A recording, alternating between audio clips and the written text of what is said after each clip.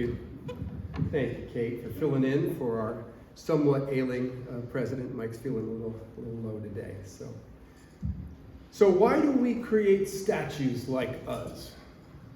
Why do we reproduce the human form in plaster, metal, other materials? I think there are probably as many answers as there are sculptors in the world. I think that's pretty clear.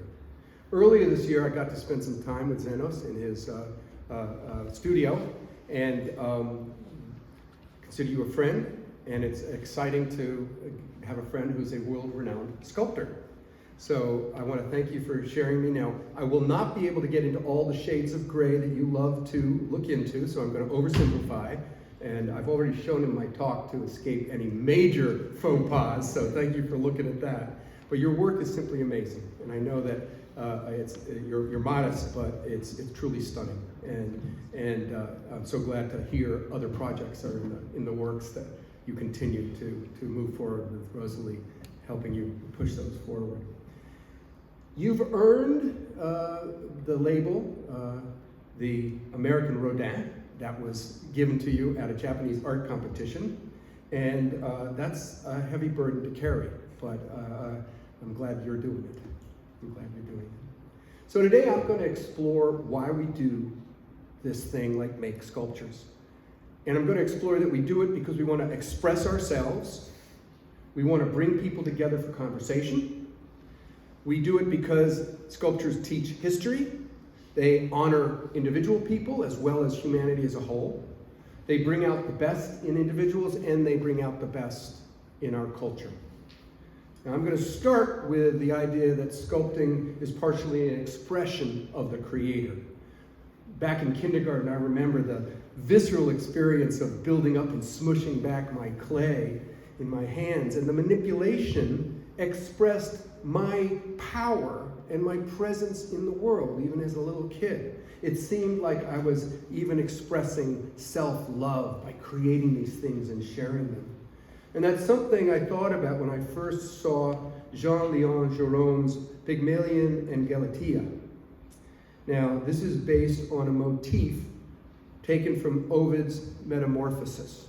Do we have it up here yet, Stan? Can we do that? This amazing work, this is just a picture of the painting, but it's a painting of a sculpture. Is it not moving forward for us? There we go. I love this piece. It shows the Cypriot sculpture Pygmalion as he's kissing his statue Galatea as it comes to life. Now, this miracle was a manifestation of Pygmalion's wish for a beautiful wife, but to me it portrayed an artist in love with beauty, in love with his own creation, and in a way in love with himself. Now, we have a culture that is very critical of self-love, and I think that's too bad. I think people think saying it's an expression of self-love diminishes the nobility of art. I do not think that's the case. Some artists can be very self-absorbed. One particular Polish-American artist, Stanislaw Sukalski, which I urge you to look at. It's fascinating. He was a megalomaniac. He had some odd ideas. He had some very sketchy political associations. Some called him, however, the Michelangelo of his time during the mid-20th century. For him, he said art was, quote, a medium through which to show my soul. Now, setting aside artists for whom grandiose egotism is something they do all the time, I think it's wonderful that art expresses self-love, because I think we need more self-love in the world, especially when it's wrapped up in self-expression. I mean, I think that's one reason why artists sign their paintings, right? Isn't it to declare, I am here? Well, Auguste Rodin made plaster and clay sculptures, and he left his signature in almost every touch. According to one art historian, David Getze, this was part of why Rodin was so innovative. Rodin often left rough spots, allowing areas to seem unfinished. Marks of his tools and his thumbprints are throughout the work. And that makes sense because human beings are, after all, unfinished. In Gérôme's Pygmalion and Galatea, the sculpted form comes to life, is still half submerged in this uncarved stone. and it's in the process of becoming and unfolding into the world that it's linked to its creator. So we're all unfinished. Now, Zenos embraces this style in his most famous work, Freedom. Many of you have seen it. It's on the corner of 16th and Vine. It's in 4 sections, and it depicts this figure breaking free of the background to stand joyous and free in the world. And there's so much to this work. Go and see it if you haven't, and afterwards, go to Zenos' website and read about it, because it's fascinating. Now, like Rodin, Zenos leaves parts of himself in his work, raw and unfinished as well, pieces of it. It symbolizes his presence, and as if he's still in the process of working on it. There are sculpting tools and fingerprints in the work, and important parts of his life were portrayed. His mother, his father, his cat, artwork from a friend, and even his own face is portrayed with a speech balloon alongside him with the word freedom, but backwards, representing the mirror that he was looking at when he was sculpting himself. So it gets you to think. Art lets us express ourselves and our love to everyone. Now, sculptures also invite us into conversation. They're particularly suited for this because people gather around them because they're three-dimensional, circling, and in some cases of public art, touching them. Now, I didn't touch the marbles of Bernini when I visited Rome, but they did involve a physical interaction because walking around them, they changed how they looked. They unfolded and revealed things. And even the viewers are part of the experience as we silently and reverentially negotiate the space and whisper soft comments to each other. One art historian, Billy Grace Lee, says, "Sculpture is an excuse for conversation." Now, Zenos's, there's also one Baroque form that I read about that was interesting that uses the gaze of the sculptures to expand the space. Because when you walk into a museum and a sculpture is there, it's looking by you or past you or through you. So the actual space that the sculpture impacts is bigger than its actual physical form, which is why it's so much better to go to a museum when nobody else is there so you can sort of get the full sense of that. Now, freedom invites people into intimate physical relationship because there's an inscription inside the vacated cavity from which the emancipated figure emerged that reads, "Stand here." Zenos is showing that. Thousands of folks have done this. They pose for the photos. And so they've become a part of the art. That's part of the conversation. And this overall theme of struggling towards liberation is immediate and personal, and it gets your attention. And there are lots of other little hidden things in the sculpture that I, again, go there and see if you can find them all and figure out what they're about. But public sculptures are particularly effective for generating conversations, especially when there's controversy involved. Now, Zenos has seen this many times, like when he depicted the musical legend Nina Simone.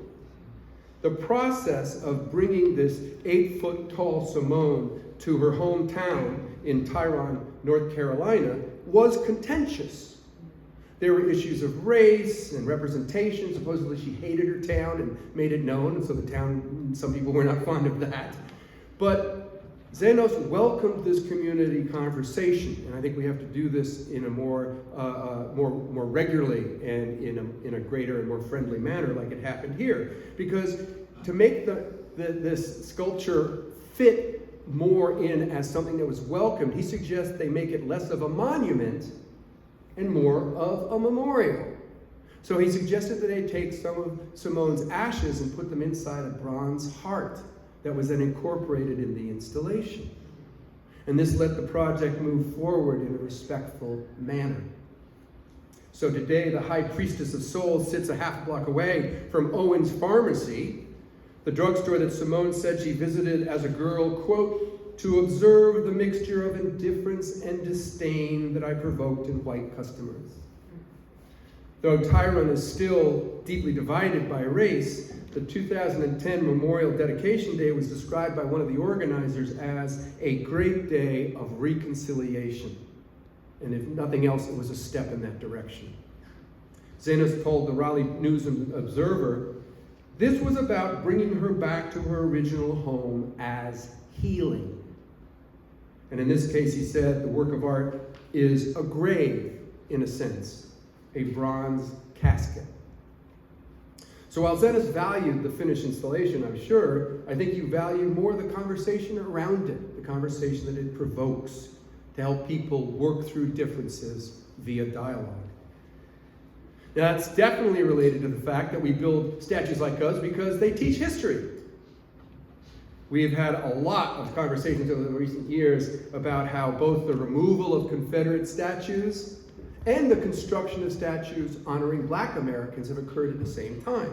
Right on the south side of City Hall, a couple of years ago, a wonderful statue of a 12-foot-high Octavius Cato was installed. Now, this influential Black Philadelphian was shot dead at 32 for demanding equal rights for all races. And I've always been struck by this statue, by the fact that Cato, who seems so certain of his cause, that he opens his chest to the bullets. He accepts it. That sort of strength is so powerful. I'm very glad that another statue to Black American is going to be there. It's also very, very strong, if you've seen the final design, to the American freedom fighter, thanks to sculptor Alvin Pettit, who was chosen to represent Harriet Tubman around City Hall. Now, although Tubman's much better known in America than Cato, she will be the first woman to be represented in Philadelphia's public art collection, which is pretty stunning. She'll face, interestingly enough, just across the street from where the Rizzo statue was. The Rizzo statue created by Zenos. You're in the middle of it, I tell you. Now, he told me he was a bit uncomfortable with creating this statue, especially given the controversial positions that Rizzo took. And it was something that he worked through. And then when the Black Lives Matter movement really took hold, protests over the statue grew due to Rizzo's opposition to desegregation and his callous and casual acceptance of police brutality that disproportionately hurt Black citizens. So when the statue was taken away, Zenos understood and facilitated its removal because he appreciated that the decision was part of an important public dialogue that is stimulated by statues like us. Now, in the summer of 2021, the Ethical Society of Silicon Valley took advantage of public sculpture to discuss race when they took a field trip to San Jose State University, where John Carlos and Tommy Smith are memorialized. You may remember these two sprinters, alumni of that university, who won gold and bronze medal at the 1968 Mexico City Olympics. Now, at the medal ceremony, Carlos and Smith protested racism by raising their fists wearing black gloves. They were viciously criticized, stripped of their medals, threatened with death threats, and denied endorsements. The fact that they are now memorialized in a public sculpture is an example of how sculpture helps us move the conversations forward. We've made some progress that statue is there to teach a lesson. Closer to my own home, there's a controversy over a statue that really is about white saviorism. The work designed by Thomas Bell. There we go. Thomas Ball, sorry. It was erected in 1876. It's called the Emancipation Memorial or the Freedmen's Memorial. There is something disconcerting about how Abraham Lincoln stands paternalistically over a kneeling, partially chained, mostly nude Black American. It definitely felt offensive to Representative Eleanor Holmes Norton, who introduced a bill to have the statue moved into a museum so the context of racism could be more fully explained. She felt that on its own, as a public work of art, it ignored too much. It allowed people to not get the full story. She said that the statue fails to note how enslaved African Americans themselves pressed for their own emancipation. It's such a passive figure in this sculpture. Now, Zenos stimulated public dialogue with a project teaching about the evolution in public schools. At the site of the famous 1925 Scopes monkey trial in Dayton, Tennessee, outside the courthouse, stands a bronze likeness of Williams Jennings Bryan. As a fierce defender of religious literalism, Bryan won the case prosecuting a high school teacher for teaching evolution, primarily due to the religious fundamentalism, humanists struggling over that term, that dominated the area and the jury pool. Conspicuously absent was the science-defending lawyer, agnostic defense lawyer, Clarence Darrow. Now, given the fact that a century after the trial, over a third of the United States still denies evolution, free thought activists thought it might be good to recruit Zenos. So thanks to the Freedom from Religion Foundation, Darrow now stands, and there's a more complete story. Zenos actually told me a story about running over, maybe it was on your website, where you ran out to tell the school group that was seeing the Bryant statue by itself, saying, wait, you only got half the story. But now that story is going to be told more fully. A local businessman said that it balances the historical record. And Zenos, you said that it speaks for us. It's not mute. Part of that conversation, part of the teaching of history. We build statues to teach history. We also make these statues to honor particular human beings. Obviously, throughout history, works were created for people who could afford them. It's kind of like histories written by the winners, right? So those with power, like emperors, assured their posthumous fame with larger-than-life sculptures, and well-resourced societies, rich societies, maintain an artist community that's able to create these memorials. So some make sculptures like us because it's a job. Unfortunately, those with power and money do not sprinkle their resources equally, and many artists from marginalized groups are left outside. They have to scramble to make a living.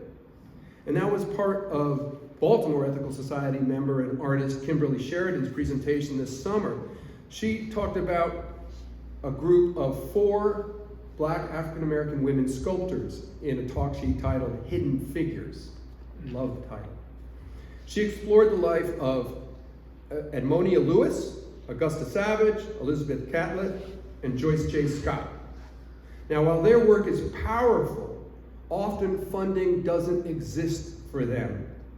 The struggle for commissions from private individuals or for public memorials is very difficult.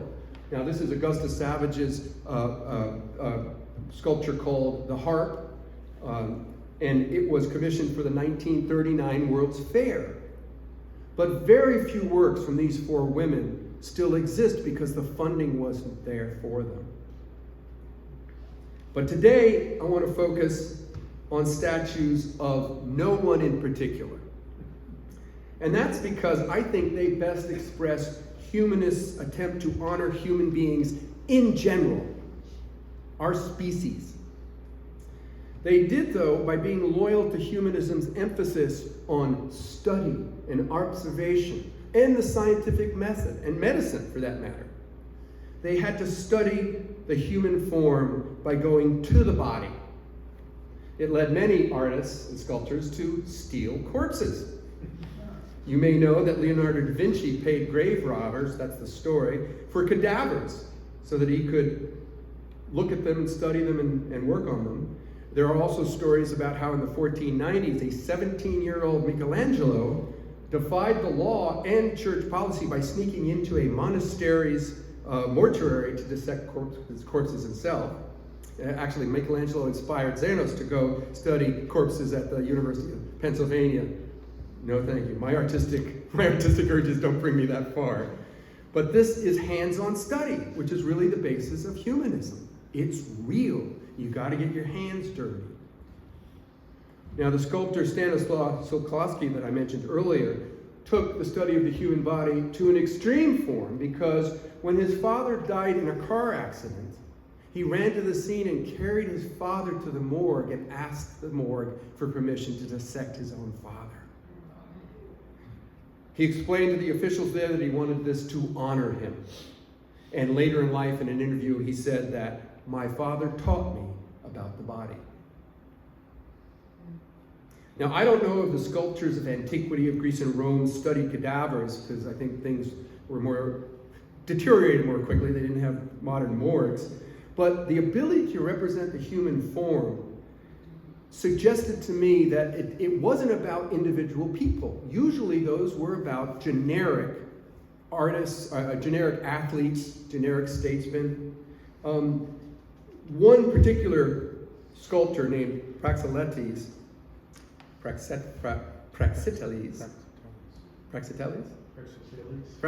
thank you, is known for some of the very first full-size nudes of women, because it was usually males that were produced. But he made marble look unbelievably realistic, down to the skin, the supple flesh. It reminded me of some of Bernini's sculptures. It really looked like flesh.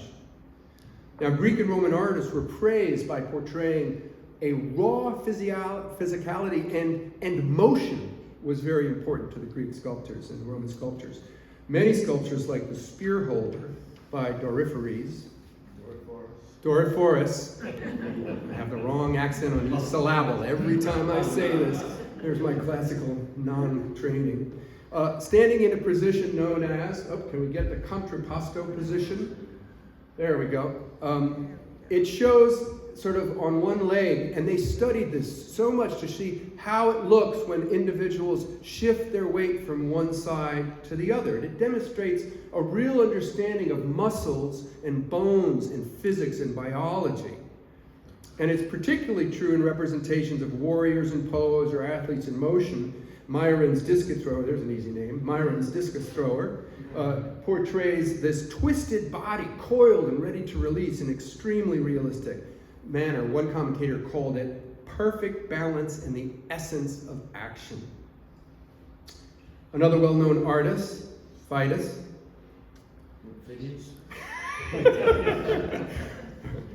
whose carvings decorate the Parthenon, presents figures that are infused with life and movement, from mortals to divinities with rippling draperies all over them and horses running across the frieze. Epitomizing the mastery of the human form was, of course, Michelangelo's David. Now, at the start of the 16th century, this is actually one of the many copies of David that Maureen, my wife, is standing in front of us. At the start of the 16th century, thanks to a commission from the city of Florence, this larger-than-life young man stands ready for battle, his muscles taut, exuding this grandeur and power. And it's been revered through the ages. It was one of the reasons that Rodin took several trips to Italy to study sculptures there. He wanted to understand how to see under the surface, to capture this embodied humanity. But these works also illuminate something more than just physicality. Rodin spoke of wanting to represent the spirit. He wanted to share what he saw. And he explained, I see all the truth, not only the outside. So it was during the Hellenistic period, though, that a more expressive form began to evolve that showed more emotion, dramatic, expressive styles. Sculptures began to exhibit more extreme feelings like pain and suffering, anguish, sweetness, withered old age, or the flower of youth, victorious athletes, and those who have been crushed. Rodin expressed this emotional intensity in the Burghers of Calais, which was really the first sculpture that I said, wow, out loud to when I saw it. There's this amazing element of anguish and resignation in their downturned faces. And I just love how they walk in a tight circle. There's one, I don't know how many copies there are, but there are quite a few. There's one at the National Gallery of Art in Washington, D.C., right on the mall. Now, Rodin's most famous work, which I didn't grab a picture of, but I think you know it, is The Thinker. The Thinker is in so many, there's one just right up at the Rodin Museum here. It shows this vast inner world. It's not just the outside. Here's this person sitting here, and you can sense an inner life. So we make these sculptures to represent our movement, our bodies, our biology, and the inner life and the emotions that are stirring in them. Now, more important to me than honoring human beings, teaching history, bringing people together, or expressing the artist's point of view, is how sculptures help make us better, help make the world better too. Sculptures can bring out the best, and I think for me and for Zenos as well, the central humanist focus on making life better is a commitment to the belief that this is not the most best of all possible worlds, that it can be better. And sculptures push us to believe that, inspire us in that direction. Now, I had this little insight, and it's a bit unformed that I had when I did this work, because I used to think that the great sculptures were produced in Greece and Rome and the Renaissance, and nothing in between and nothing since. Okay? It displays a little bit of my ignorance here, but in both eras it did seem like we mastered the human form. This is what humans are like, and not just on the outside, but underneath as well. I considered them crescendos of humanist realism. I thought that the medieval and the modern periods were times when the abstraction took us off the rails, that somehow we lost our center, when humanism lost hold of our artistic imagination. But I watched this short video and it got me thinking how much approaches to art really swung from, like a pendulum, from realism to abstraction and back again in history. And that it's not just the realism that has humanist elements. So the Greeks showed the realistic humans in a way that portrayed what Protagoras said, that man is the measure of all things, centering the human. And this focus on the human is often praised as the high point of human civilization. Then then we enter the Dark Ages, right, as they've been labeled. And the human form morphed into bizarre and inhuman shape. I mean, if you look at gargoyles in medieval cathedrals, many of them are monsters and animals, but many are humans, just weird-looking ones with large mouths. Often they're water spouts that disgorge rainwater down to the street below. These are called grotesques, but they represent a very different view of human beings. And in the Cathedral of Chartres, there are also another types of abstractions, things called jam figures, which I'd never heard of, which portray human in very unhuman ways. Quite often they're elongated characters to stretch to fit in a column up above, and they're quite high. And you can notice their feet, they're dangling a little bit like they have no weight. They are otherworldly. They're not fully human. They prompt us to look upwards, perhaps past realism towards heaven. Was that the purpose? It was valued not because of the human, but because of the spiritual. So my preference for the human led me to welcome the return to the firm ground of humanism during the Renaissance, when accurate representations of the human body came back and illuminated human emotion and human life. Rodin described himself as a seeker after truth and a student of life. And he told a friend, Paul Gazelle, "I will produce only what reality spontaneously offers me. I obey nature in everything, and I never pretend to command her. My only ambition is to be servilely faithful to her," to reproduce human reality. But as I mentioned, Rodin begins to drift a little bit from that, because this leaves his work undone. His fingerprints are in it. He created sculptures that some said contain the seeds of abstraction.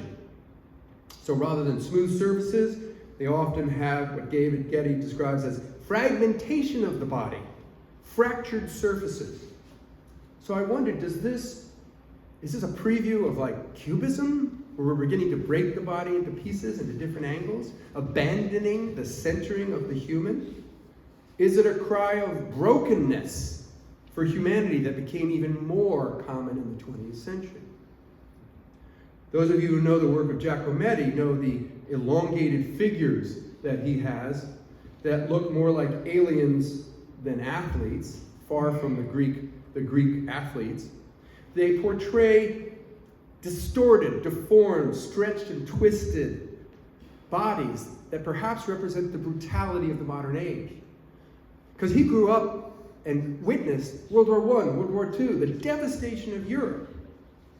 They seem to contribute to these elongated figures and their alienated singularity in a way. His articulation of instability, anxiety, and doubt challenged the optimistic humanism of classical and Renaissance sculptures.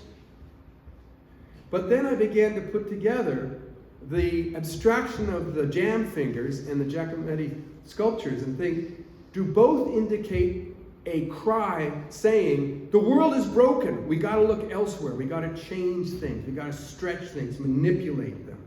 When you go to Chartres, you're encouraged to look up past the human towards something better. And I wonder whether Giacometti was saying that as well, that we have to use abstraction to say we need better than what's here, because what's here is not good. What here is destroying us. So I'm going to wrap up this exploration. I'm not going to answer the questions about whether that's what's going on, because I've strayed way too far into speculation for a non-expert on sculpture.